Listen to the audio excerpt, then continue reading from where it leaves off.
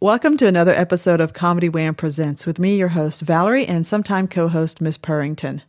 ComedyWham.com is your place to go for features about all Austin comedy. We bring you articles and podcasts featuring the best in Austin comedy in all its shapes and formats.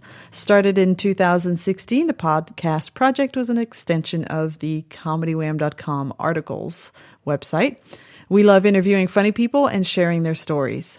I like to delve into a comic's background and motivations, and will sometimes take a detour along the way. Consider the interview a way for you to get to know the folks that make the Austin comedy scene one of the best in the country. Today, I sit down with a comic who is very comfortable in the uncomfortable. Oh, not herself. No, she's very comfortable in making you uncomfortable.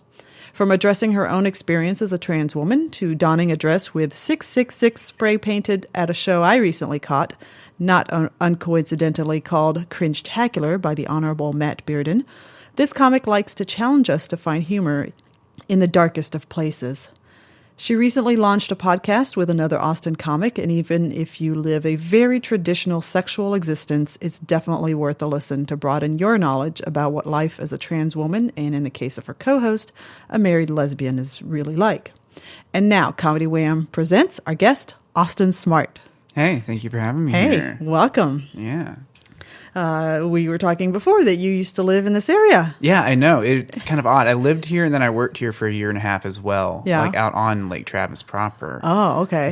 But driving back today was very, very odd. I forget how aggressive everyone drives on 620. Oh, yeah, like, they do. Even though you're not going more than 45 miles an hour, there's a lot of like angry energy on that road. Yeah, well, if you understand the type of person that lives out here, it's kind of makes sense. Very aggressive. I figure that I am probably one of only one or two non-Trump supporters in this area. Oh, yeah, I can imagine. So I think everybody's just aggressive out here. There might be a few cool old lake people that are holdouts, oh, yeah, that's true. Yeah. But, yeah. The hippies, the traditional hippies that are out here. Cool. Well, Austin, I like to kick off formally with an icebreaker question. Okay. One word to describe your past. Oh. See, that's hard because it's like, do I try and be real about that? Like, think of like a word that encompasses different. I would say different, probably. Okay. Yeah.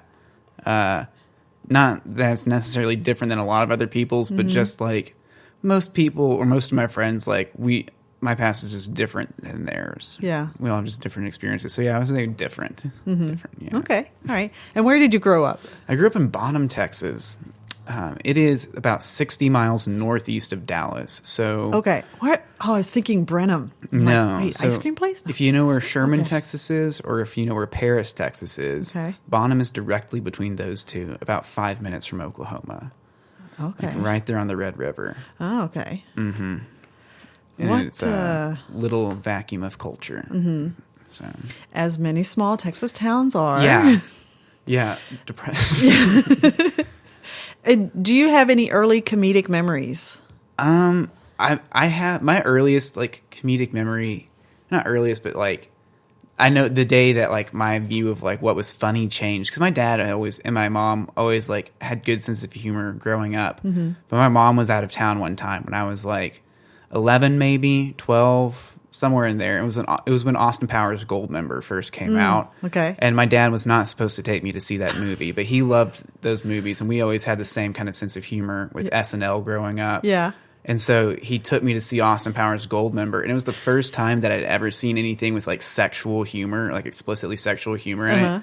Just I laughed so hard like I threw up in my popcorn bag. Like, oh my gosh! Yeah, it was like a moment that like it changed everything for me. Wow! Like eventually, my dad had to like I bought a DVD of it when it came out, and my parents were like, okay, we have to take this away. Like you watch this too often because they just knew all of the lines and would say all of the lines like that. I don't know what my earliest comedic memory is, but that's like my most definitive like moment where it's like incredibly vivid. Yeah, it's like I never knew you could make these types of things funny, or that someone was just like making people laugh, like making like dumb like sex jokes. Yeah. And I had never found sex jokes funny before. Like people at school had like made them, like, you know, you'd hear like dirty jokes, and I never laughed at them, but I watched Mike Myers do them for some reason. I was like, oh, this is brilliant. Yeah. Like I love this.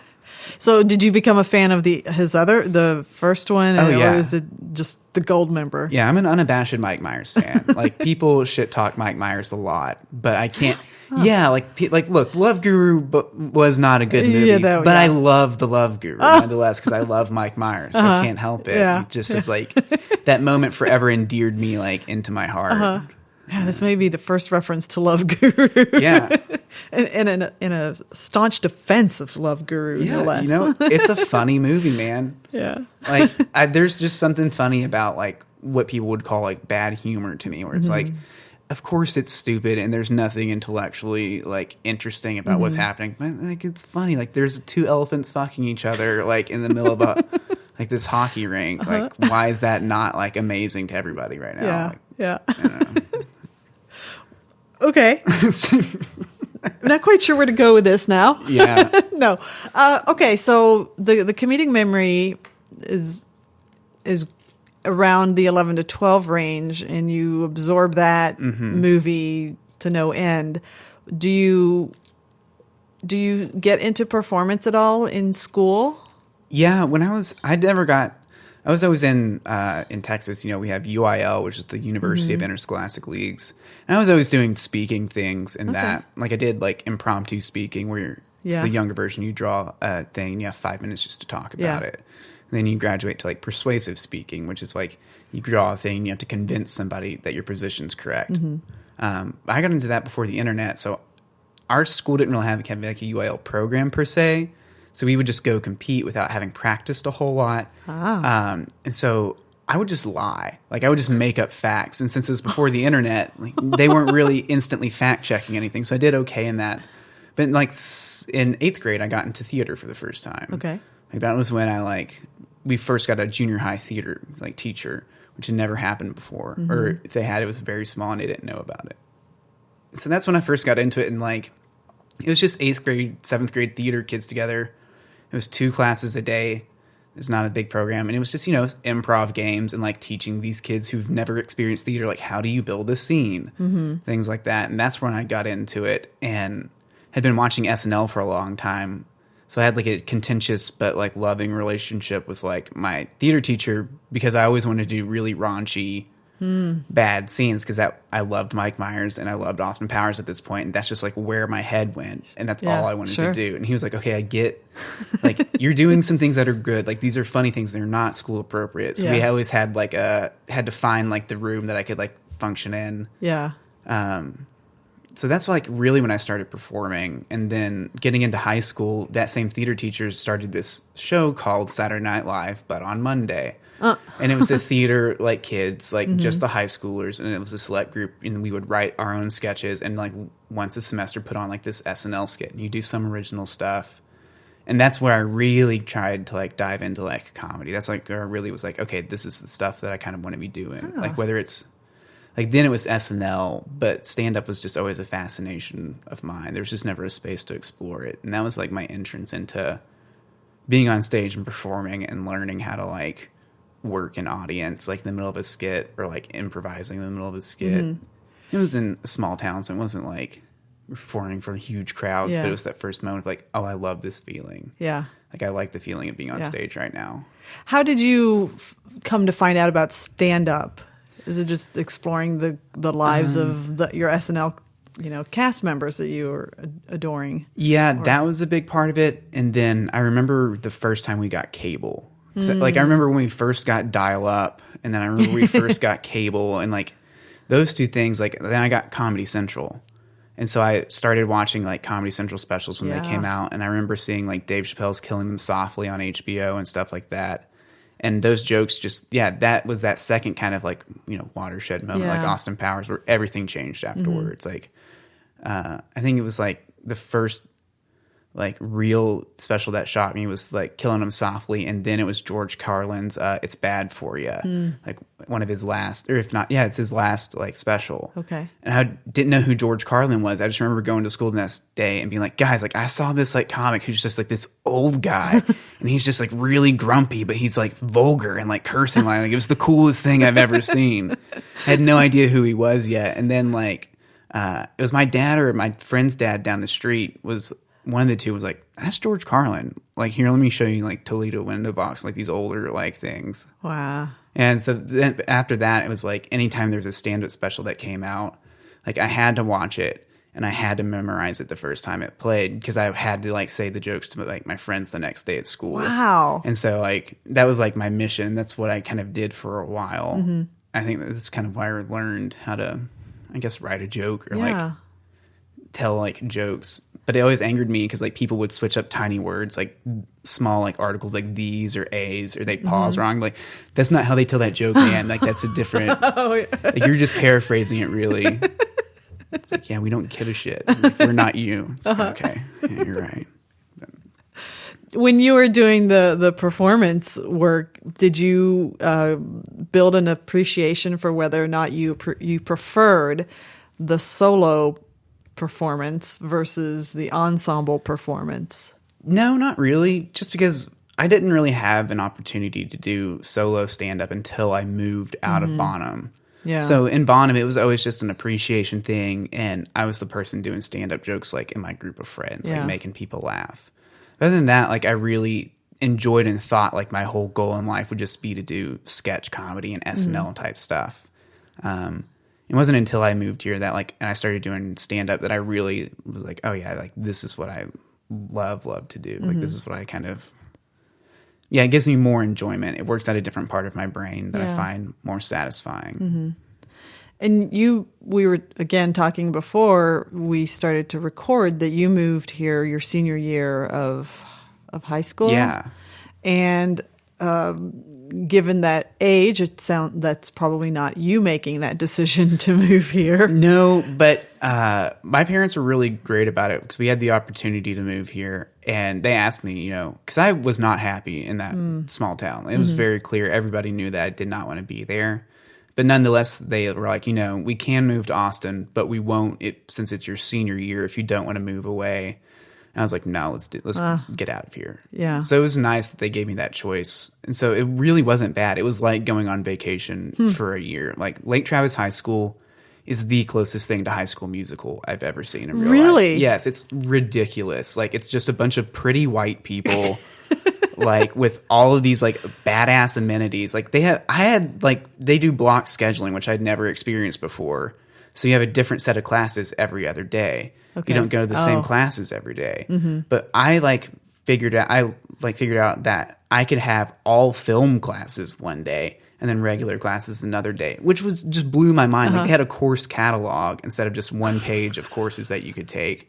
And like the fact that they had film classes and things like, moving here was amazing. It was the best thing that I've ever done. Yeah. It was not bad. Yeah.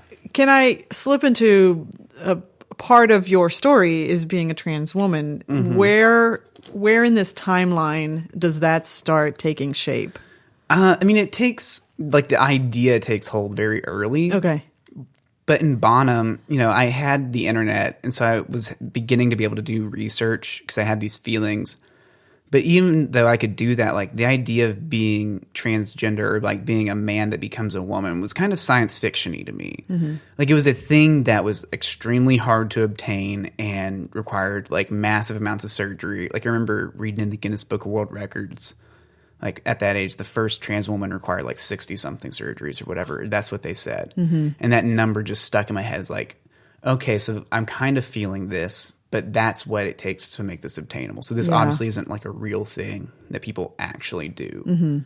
And then I moved, and so then I just lived kind of like as a gay guy, like very twinky, all through high school, coming into like high school and then into college.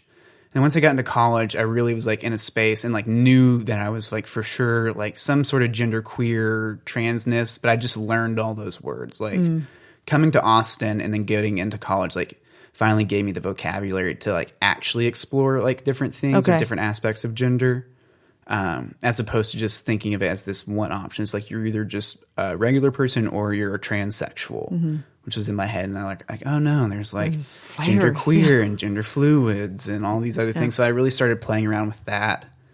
I got really into like gender fucking, which is like where you're just kind of oddly mixing and mashing like parts of gender. So like wearing combat boots and skirts and things like that. And it just, after that point, it was a much more quick kind of evolution to like, okay, no, like this is for sure what I need to do. Yeah. And being in college and like in Austin, the resources available were unreal. So it instantly became an attainable type of thing. And it just became the act of like, okay, I just need to work through this and like just start taking these steps now. There's nothing really in my way anymore. Yeah. So that was 2011 when I first started doing that and moving towards it. And then once I graduated college in 2014 is when I really dived in and like started making like more visible changes and things like that. Yeah.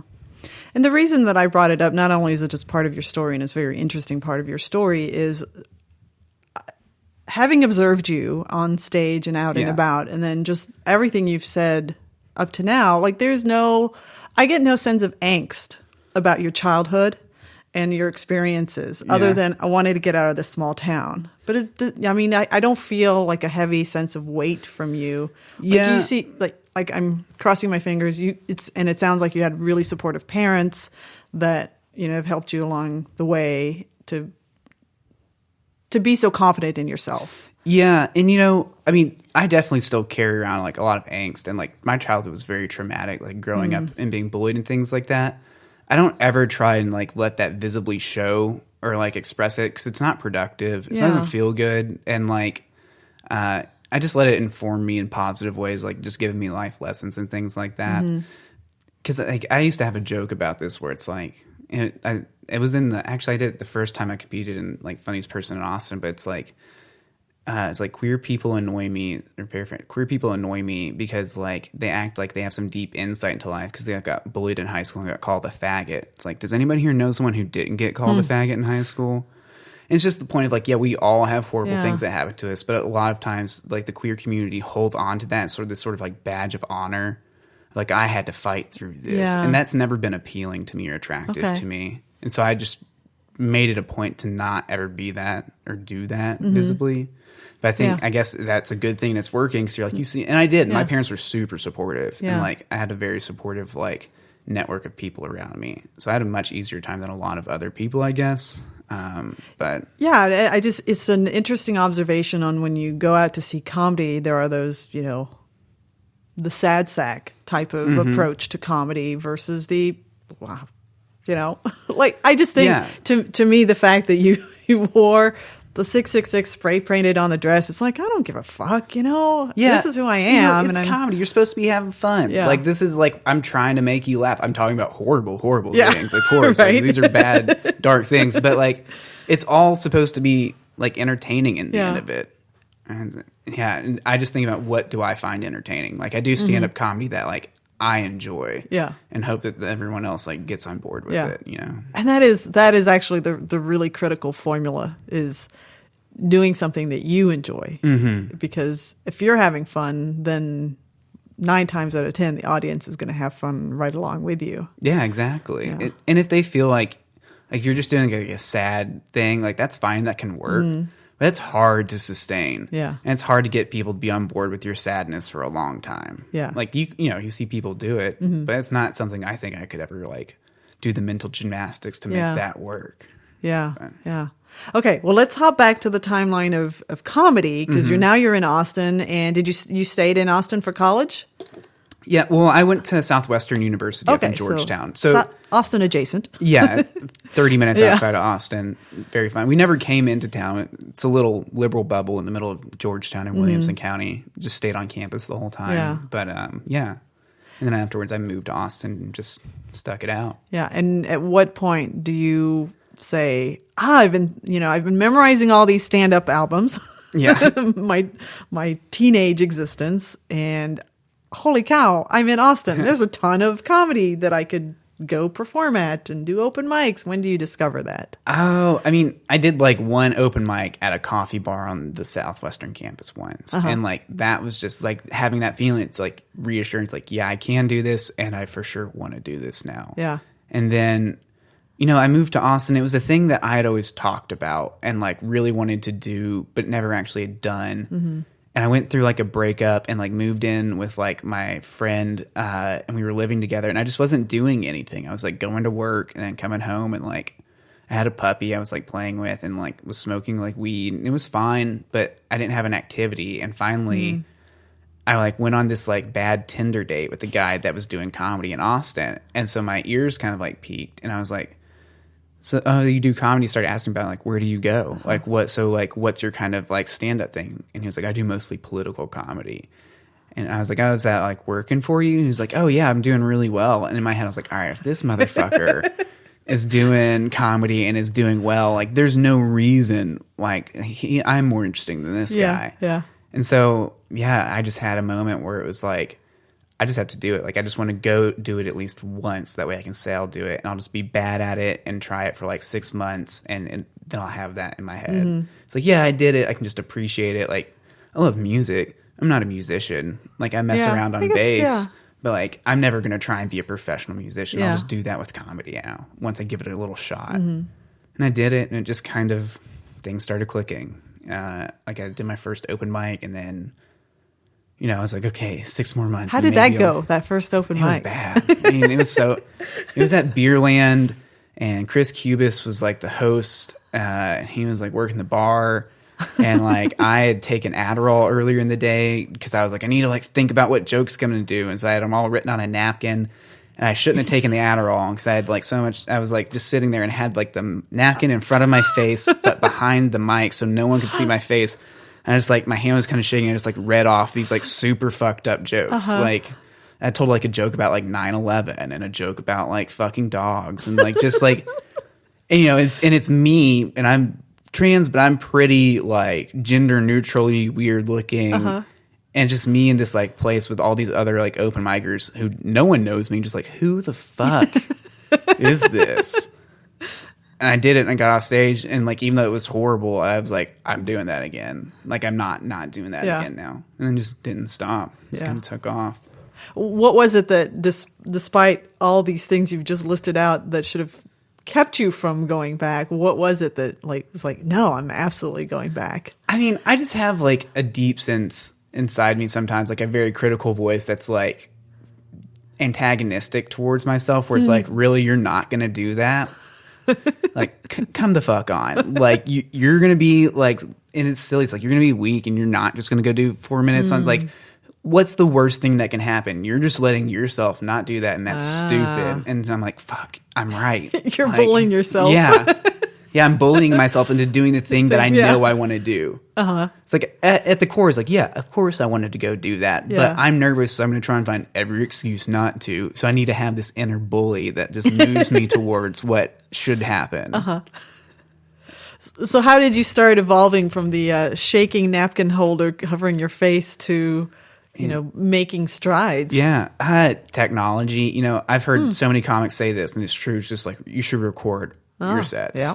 And it's hard. Sometimes I don't record everyone, but like early on, that for sure helped me because like listening back to it, like I'm, you know, like I said, I'm critical of my own self. And so listening to it, I was like, I'm talking too fast or, oh, I'm talking too slow, or I'm slurring my words here. And then that, and just, treating writing jokes like writing philosophy papers or college papers, like every line for me, like, and like editing like those vocal recordings like that. So hearing a joke, like, I don't need to say that. That's not supporting anything I'm trying to say.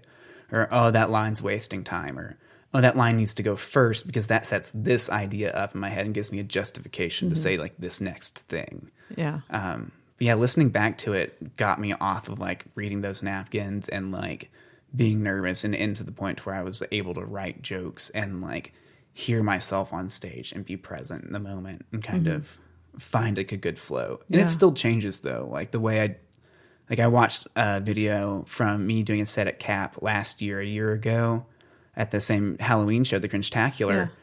And I'm like, I hate the way I was talking on stage the whole time. I was doing this weird fast talk thing, like fast, pause. Fast, talk, pause. And I was like, why am I doing that? I'm ruining all these good jokes. Like, this would have been a great set if I just talked this way now. And, listening back, technology, man, that's what helped me the most. Yeah. And then friends who are honest with you. Because Because like if you're starting comedy, a lot of times people are like, "Oh no, that was great. You did such a good job." Yeah. Like you need like two people around like, "Yo, that was fucking horrible. Like you should not do that joke again. Or if you do, you should change this. That was bad." It's like, "Oh, thank you for telling me that." Like, yeah, I'm going to do something about it now. But, Yeah.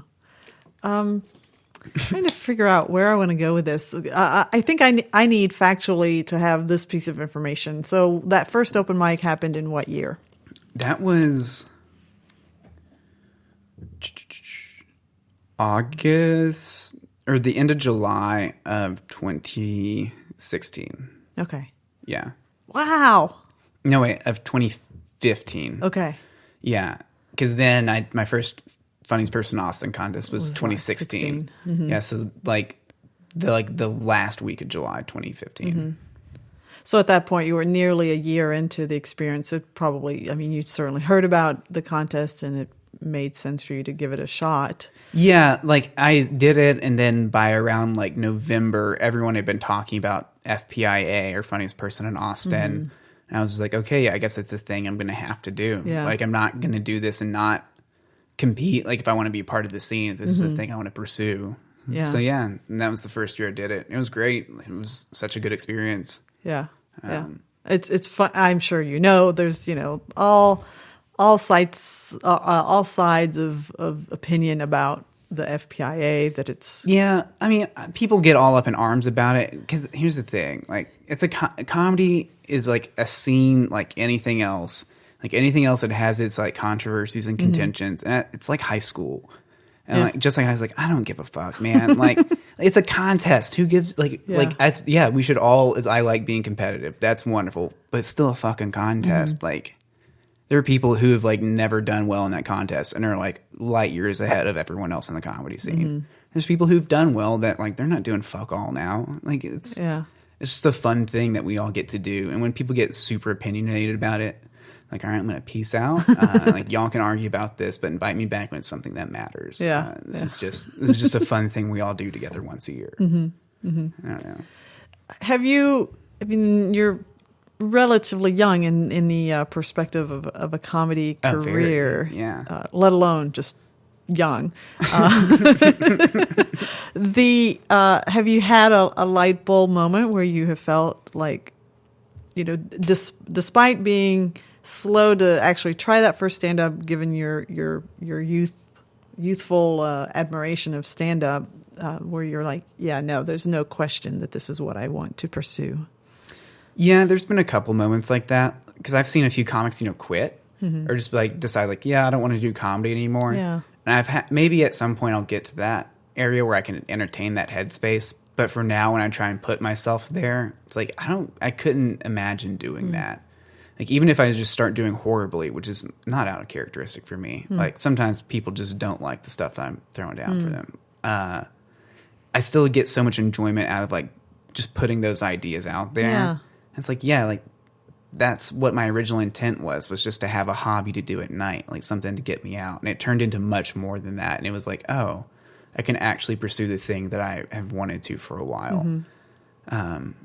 So, yeah, I don't think there's a time where I could imagine like quitting or like, I don't know when that moment happened. Like when I had that realization of, I can't stop this. I just have like tried to think about it a few times. It never works out in my head. It just it makes me feel very uncomfortable and sad. And so that's for me how I know like, yeah, this is a thing I need to keep doing. Like until like I can think about quitting and not feel sad about it, I have to continue. Yeah.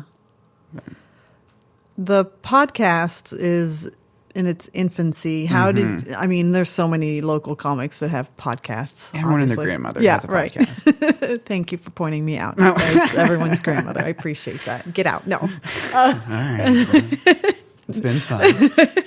How did that work? Not just, there's a nice alliance between you and Ariel, but just from your perspectives, but just the what am I trying to say exactly?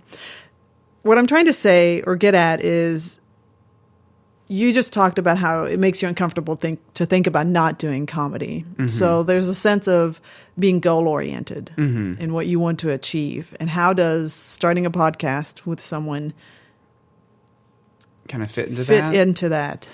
It's just kind of adjacent to comedy. Mm-hmm. So stand-up is like what I really would love to do and make a career out of. Yeah. The podcast is just a thing for us to do because both of our stand-up styles are kind of off-color, very like kind of grotesque in different ways or descriptive. And we both just like talking about like sex and gender, but we both hate reading think pieces all day, and we hate trying to have like perfectly fleshed out ideas or like distinct opinions on things that fit within like the dominant like leftist like paradigm of like what's correct. Or like or even the right, or so we just wanted to have a place where we could just like sit and talk how we usually talk, because we'll just talk about dumb, stupid shit all the time, and you're like, realized we were doing that because there was a lack of that. Like we were having those conversations when really it's like, yeah, we wish there were other people we could listen to do that. They aren't really out there, so we just kind of tried to create that space. It's just fun. Like, everybody wants to hear about nasty sex stuff or like weird sex stuff. Not a lot of people want to admit that. And it's fine and that's okay. But it's just like, you need that, but you need it without an air of seriousness about it. Like, we're very sincere about what we're talking about. Like, it's not as if we're trying to make fun of everything. Like, not everything needs to like immediately dive into what the latest controversy is or like what the latest like correct decisioning on a thing is. Like, sometimes it's nice just to hear people just like banter about some weird things and have some like odd offbeat opinions that you don't even agree with, but it's just like, okay, well, I don't hate you two as individuals.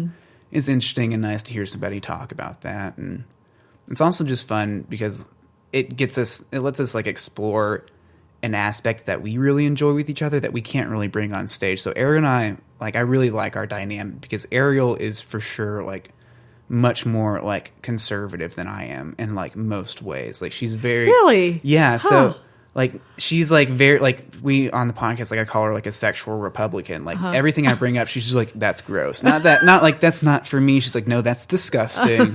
That's wrong. It's like, yeah, you like your like 3 weird things you're into and that's it. I'm into everything and it's just fun for me to like play with that dynamic. But it's a nice place for us to like exploit that. Whereas on stage, like, it takes a lot of work to build that dynamic up and have people know that. It's not a productive like use of time, you know. And that podcast has really become what I thought stand-up would be for me, like a thing I kind of do in my spare time, like a hobby. Yeah. But if we make money off of it, you know, woohoo. Yeah. I mean, it really is a niche, whatever the right pronunciation is. I don't want to say concept. That's not the right word. It's very unique. Yeah. You know, there's one of my favorite podcasts. It's a national podcast called Guys We Fucked. Yeah. And they very much, you know, they're comics by background, but they wanted to explore this territory of, you know, not they call themselves the anti-slut shaming podcast. And I find a lot of parallel to what you and Ariel are doing. Yeah. And by the way, if we haven't, I don't know that we've actually said it. You happened to say the phrase early on as we were talking, but it's called gender fluids. Yes. And, you know, I think it's good to have the balance of, even though people would think, oh, okay, so we have a lesbian, we have a trans woman. Okay, well, they're going to explore this really weird space that, you know, me as a straight cis female, whatever the right terminology is, because I am everybody's grandma in that regard. It's like, I can't keep up with the terminology. Yeah. You know, it's like, oh, that's not for me, but it's like, no, that's exactly why it should be for me, so that I can hear the different experience. Yeah, and not just that, like we're not diving into just like intense theoretical subjects or things you need to have read like queer and feminist history for. Like, this is like, we're talking to each other like we would talk to each other if we were at a bar just getting drinks. Like, exactly. So that's my point, that it's like there is no sense of intimidation to what you guys are talking about. It really does sound like, oh, I'm just sitting at the bar listening to you guys talk. And that's, you know, everybody can do that. And it's fun. And yeah, some of the topics I've listened to 2. I've not gotten through all of them. And it's like, I had to kind of brace myself because I'm like, I'm just not going to understand their experience at all. But it's very comfortable banter, and it's not anybody that's listening that thinks, oh, I don't know that I could listen to that. No, you should. And the other fun part about it is like, but Ariel and I are both still very much moving through life and figuring things out for ourselves. Like, it's particularly like with Ariel and like how she wants to express her gender and like how like they want to like move through the world, and me just like, going through like hormones and things like that. Like, it's just space where like we also like just talk to each other about that. So it's not just, here's an issue that's in the news. It's like, nah, like we're still figuring this out. Like, our opinions are changing every day. Sure. Like, we contradict ourselves a lot on that. It's like, so that thing I said 2 weeks ago, I don't think that anymore. And it's nice because you don't get that. A lot of times people feel like once you hit this opinion and have an opinion, you build that into like your system of logic and justification for why things are. So if you change that building block at the bottom, then all of a sudden nothing else makes sense. People aren't okay with having to constantly restructure. But that's the thing you can listen to us do. Yeah. And I think you're 5-7 episodes. You're in that. We're fixing to release our 5th this week. All right. We have a bunch backlogged, but I release them slowly because I'm lazy. Oh, okay. Yeah. Do you feel like because the first few, I've started a podcast, I've started 2, and it takes a little bit of time to kind of get your groove. Yeah. Are you feeling like you've reached your groove? Yeah, we've kind of like found a way to like where we've built a rapport now. The weird thing on the first ones were like, we're both like so self-conscious and like Asperger's-y that it's like, well, shit, like what do we do? Do we just talk to each other like normal? And like after we recorded the first 2, like we're like, okay, let's just, we can just sit down. We usually just sit down and like smoke a bowl and then just start talking. And like we'll start recording and I'll just find a place to cut in. We'll just go from there. Yeah. Because if we sit down, like we still don't have an intro because we're both like, how do we start this conversation? Like, what do we do? Well, okay, we'll get someone to record it eventually, but we've got a groove now. Yeah, it's fun. Yeah. Okay, so we have podcasts now to your resume, and are you hosting a show? No, so I've never have had my own show, which I feel like is weird. Because most people in Austin comedy, like I feel like everyone tries to start a show as like a sign of legitimacy.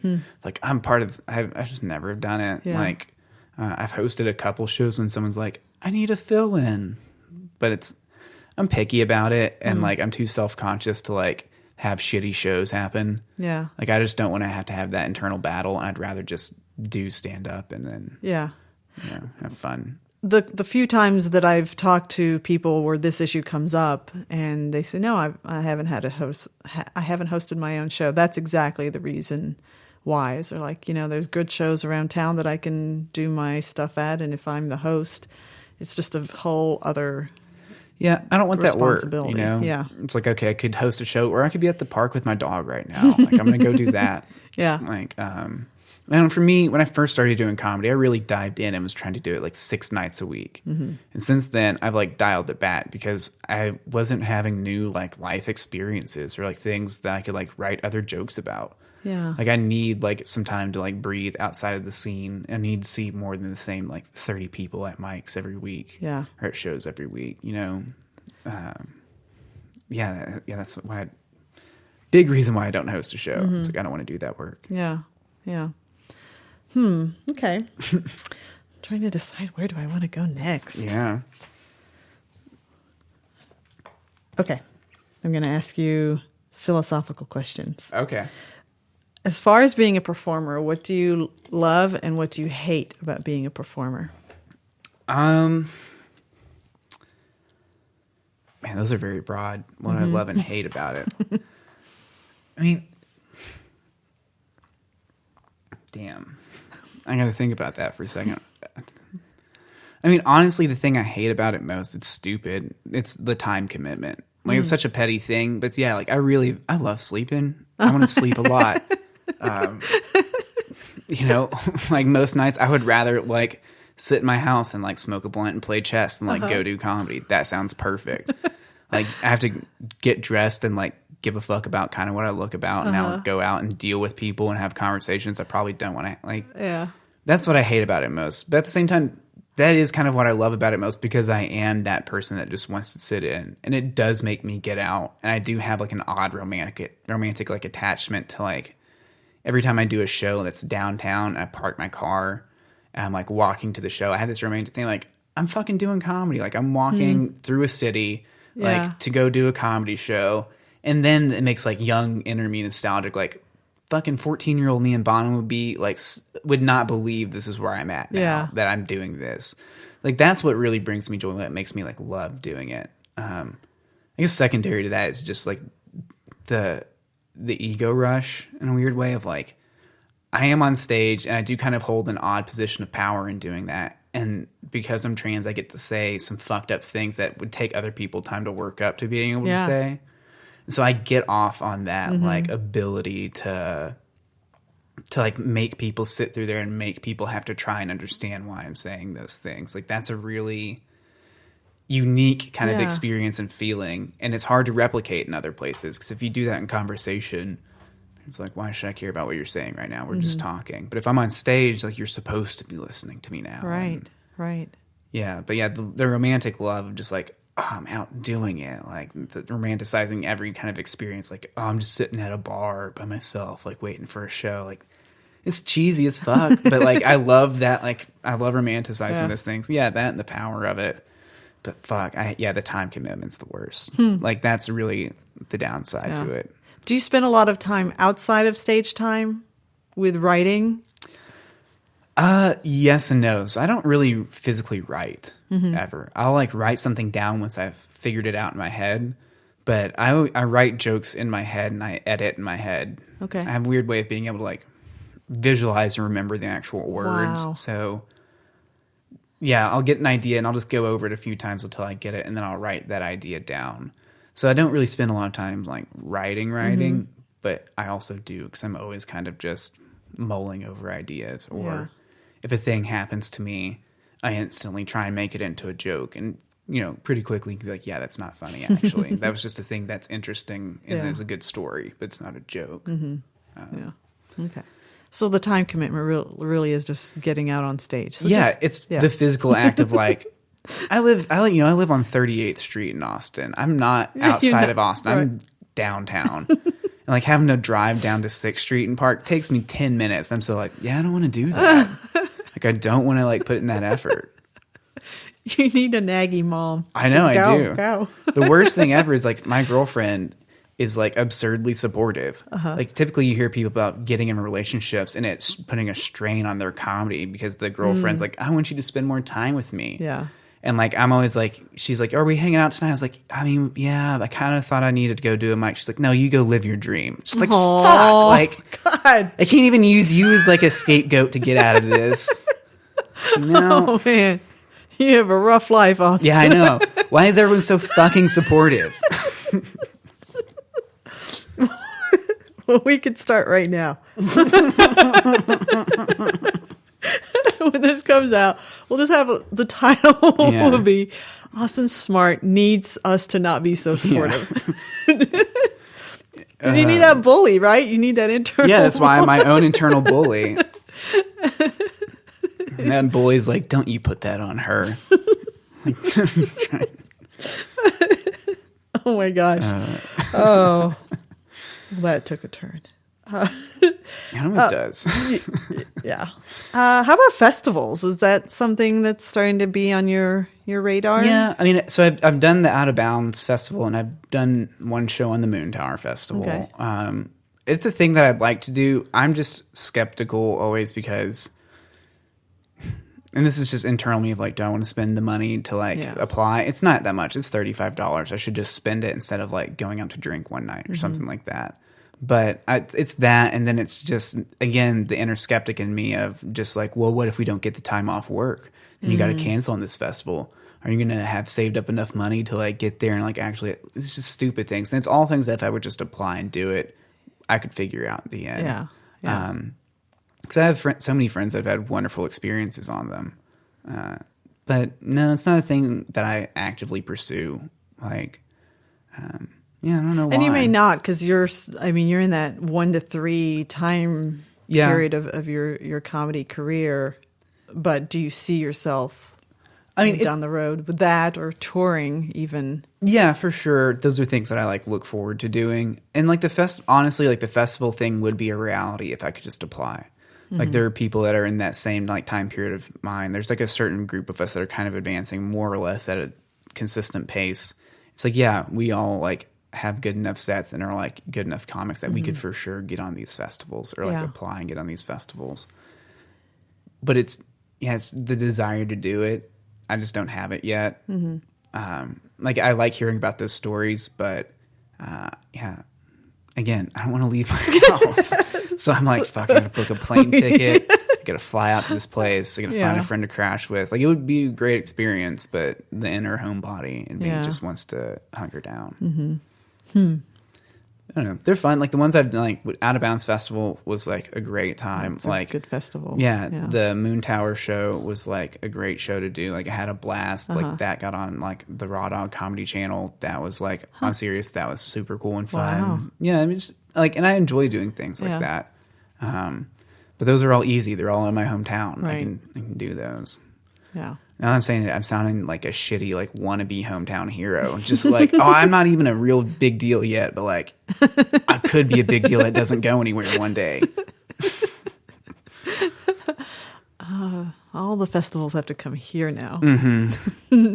Just do like the Bridgeport Comedy Festival, Austin, Texas edition. Yeah. Just on 38th Street. Yeah. Oh, I know your name is the city that the festival is supposed to be in is in the name of the festival. But we are going to move that. Well, that's not going to happen, clearly. No. I don't know. I'll start a GoFundMe and one of those petition pages. There you go. It's weird not for segregating these cities. The idea of cities is classist. Oh, man. Are there things that we haven't talked about that you wanted to talk about with comedy? It's not that I wanted to talk about. I honestly was kind of prepping and preparing for like you to ask me like why my comedy was so fucked up. Oh, no. I love fucked up comedy. Yeah. I'm a big fan of fucked up comedy. Okay. Yeah. I have a friend who, when I forward like fucked up things, and I don't even think they're fucked up. Like, I'll give you an example. I love Bridget Everett. Like, She Can Do No Wrong. And I don't know if you're familiar with her or her videos, but she's got a song called, I don't know if it's called Bounce or it's just called Titties. I forwarded it to this friend, and they're like, man, that's fucked up. I'm like, no, it's not. No, that's funny, man. Yeah. So, yeah, I have a very disturbed sense of humor. Okay. So playing this out in your mind, why is your comedy so fucked up? Well, that's the thing is, I don't know. I think it's valuable. I think that like saying like things that are intrinsically like wrong or dark is like something that needs to happen. Yeah. I just think unfortunately the majority of people that do it are shitty people and are bad at it.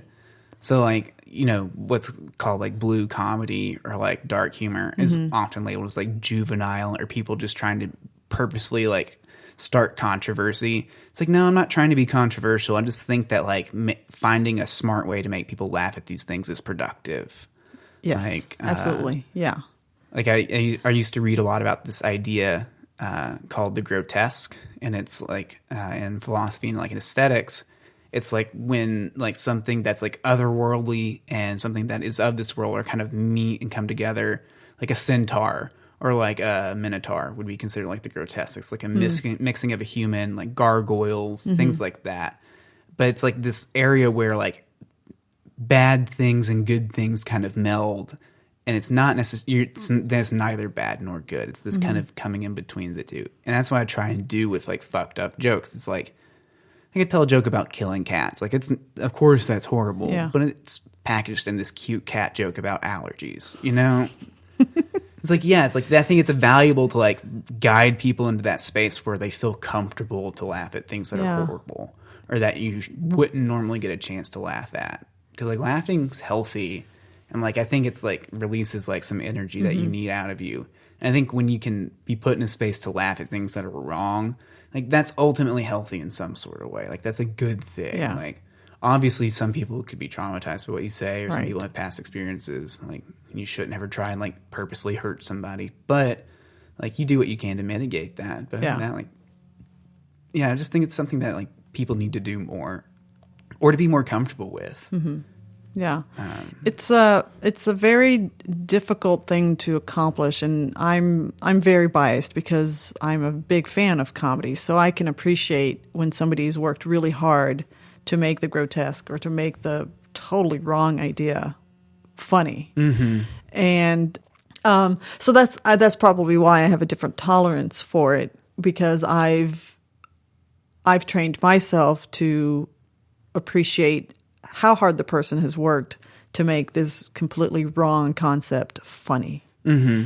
And there are certainly times when something that is personal to me like makes it hard for me to laugh, because it's like, oh yeah, that's just off. You can't do it. You can't do that. But by and large, no, I don't have a problem with somebody taking a very effective approach to dark comedy. Yeah, and the thing is, like, oftentimes I think people conflate the idea of like getting a laugh based off of a dark subject and trying to laugh at that dark subject, or Yes. trying to justify that dark subject in some ways. Yeah. So like I talk about a lot of horrible things, but I'm not ever trying to justify them or say why they were particularly like a good thing, or why we should be able to like be okay with that. Yeah. And also am never am I insinuating that the fact that we're laughing at it is the fact that we're laughing at this thing. Right. It's just the darkness of that thing is what helps me set up this joke and like get you into a space where you can laugh. Yeah.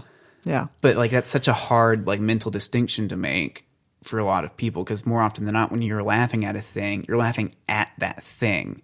So if the main subject of the joke is like incest or something like really horrible, it's like, yeah, that's fucked up. Like a lot of people have traumatic histories with incest. Yeah. Like we shouldn't laugh at it. It's like, we're not really laughing at incest. Like that's just like the dark root of the joke, which allows you to go into this other space to Right. laugh at this other thing. Right. I think it's a true principle with any style of comedy that you do, that is, if you can get the audience on your side and you've done that homework on stage, whether it takes 30 seconds, a minute, 3, then you can take an audience just about anywhere if you've done that. Oh, I mean, you think that, but boy, can they turn on you fast. And it's fucking weird, man. Like, I've seen, it's so weird because a lot of the things I deal with are kind of taboo or off, like just not nice subjects. Yeah. And people will be so on board with some stuff, just like, yeah, talk about fucking people with blood and like incest. But then you try and bring up like I try and talk about queer issues, which directly involve me. And they're like, no, like not going there. Or like they're all on board with like, you know, horrible like mass murdery things, but it's like, don't talk about animals. Yeah. You can't bring animals into this. It's like where are you drawing your mental lines Yeah. right now? Like Yeah. what's going on? Yeah, you would think, I don't know, I do try and start off typically with like queer jokes, because it's like, look, I'm making fun of me and my people, so everything I'm saying after this, it's okay. Yeah. Like, I'm just fucking with y'all. Like this is all an act. Yeah. It's like, no. They won't hop on board sometimes. Yeah. Yeah, that's tough. Yeah. Or they think that the idea that you're making jokes about it means you're necessarily opposed to all of the values that those things stand for. Like they don't have, I guess, like the ability to like put in some like kind of cognitive dissonance to like be able to enjoy the jokes. Right. I just, based on seeing you at the Cringe-tacular, I think you're really good at doing it. And if this is just past the 2-year mark, then, it's just going to get better and better. Yeah. And it's Fingers crossed, man. Yeah. I don't for know. sure. That show is such a wonderful show. Yeah. 'Cause it's like made for me. It's like, the first year you asked me to do, it's like, I think you'll do really well. And then this year, just the introduction, like, this show was made for Austin Smartt. It's like, yeah, this is like my audience. Like, thank you. Because there used to be one show in town, the Damn Dirty Filthy Show, where it was explicitly like just dirty humor. But there's no other show that caters to that. Right. And it's the unfortunate like thing of like, typically when I get booked on shows, I feel like it's because it's like a queer like plug, like it's a queer show, or they need a diversity plug, or it's like, all right, we'll put the dirty comic on right now. It's like, I know I'm telling fucked up jokes, but like I can make normal people laugh. Like normal people think I'm funny. Well, there's something in your future because there hasn't been a replacement for the damn dirty show, to my knowledge. Yeah. And when you get ready and you want to host something, that seems like that'd be cool. Right up your alley. I mean, my dream show. This will never happen, and I would never ask this venue to let me do this happen. But like, I want to do a show in the Elephant Room in Austin, Texas. It's the only. It's a jazz club. It's like on like 3rd and Congress, and it's down in a basement. It's so fucking great. Like I love going there, but like that's my ideal comedy venue. But they have jazz there every night of the week almost. I'm not gonna be like, hey man, can you like cut one of your jazz bands that already don't have enough venues in the city from your jazz club to let me and like 5 of my friends tell some dick jokes for like 20 minutes? Like, no. I'm struck by this flashback to the very early part of our conversation where you were talking about the golden member and the elephants fucking on the hockey rink in Elephant Room. See, it's haunting. Oh yeah, the elephant. See, there's a subconscious thing, and maybe all the elephant things are popping in my head because Trump did that thing where you can bring back the heads of elephants now, or they're trying to lift that ban now. Maybe that's why it's in my head. Oh, maybe. Yeah, that's so wrong. Well, this has been fantastic for me. Hopefully you've enjoyed yourself. Yeah, I've had a great time. I'm sorry I was not more confrontational towards you. I'll let you practice. You can build up to it. And I'll come back and really get insulted. Okay. Well, I'd like to do a one-word answer from you on one word to describe your future. Ooh.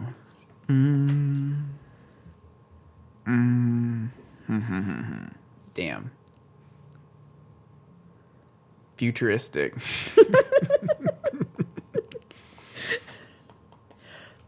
That's for sure. Fuck. What? Yeah, I'm gonna leave that. Okay. Fair enough. Yeah, I'm going with that. The future is gonna be futuristic for sure. For sure. Absolutely. That is a wrap on Comedy Wham presents Austin Smartt. Tell us where we can find you on social media and let us know about upcoming shows that you have and projects. Upcoming shows, big question mark. And then projects, just check out Gender Fluids on iTunes and SoundCloud.